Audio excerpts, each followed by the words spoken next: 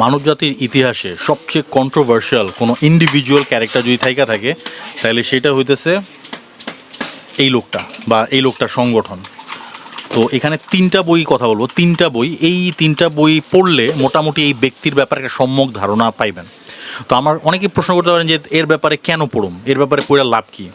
ব্যাপার হচ্ছে ফ্যাসিস্ট কীভাবে তৈরি হয় এবং ফ্যাসিস্ট যে মনোভাবটা এটা কীভাবে সৃষ্টি হইতে পারে, এইটার জন্য এই ধরনের সাইকোলজি স্টাডি করাটা উত্তম। আর সবচেয়ে বড় কথা হচ্ছে যে এই হিস্টোরি সবসময় ইট রিপিটস ইটসেলফ।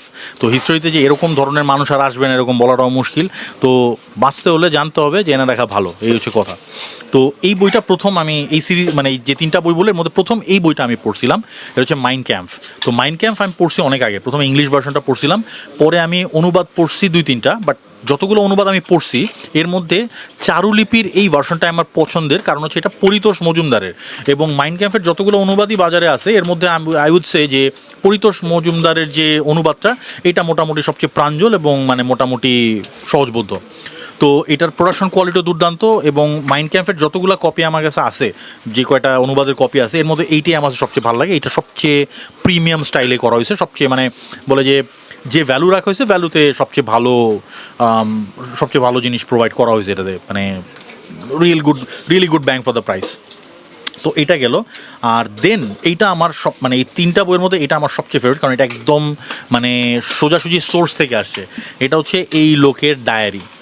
এই লোকের ডায়েরি, এই ডায়েরিটা অনুবাদ করেছে, এটাও পরিতোষ মজুমদার। এটা একদম ডায়েরির শেপেই আছে, ডায়েরির সাইজেই, এবং এটা ডিজাইনটাও করা হয়েছে খুব সুন্দর। সুদীপ্ত সালাম ভাইয়ের প্রচ্ছদ এটা, আমি as far age I know.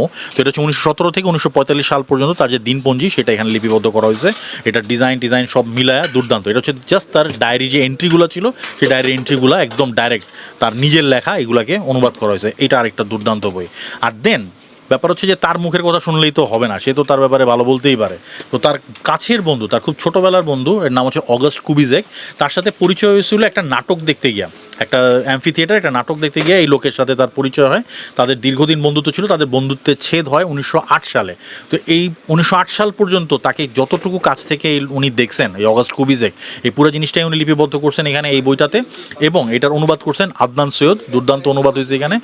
আর আরেকটা ব্যাপার হচ্ছে যে অগাস্ট কুবিজেক এই হিটলারের অনেক পার্সোনাল ডিটেইলও এখানে লিপিবদ্ধ করছেন, যেগুলো অন্যান্য বইতে পাওয়া যায় না। এবং এটা একটা third party point of view বলতে পারেন, যেটা জিনিসটাকে আরও একটু ভ্যালিডেট করে। তো এই জিনিসটাও পড়ে রাখতে পারেন। তো এই তিনটা বই, তিনটে চারুলিপির, তিনটাই অ্যাভেলেবল আছে, তাড়াতাড়ি অর্ডার করে ফেলেন।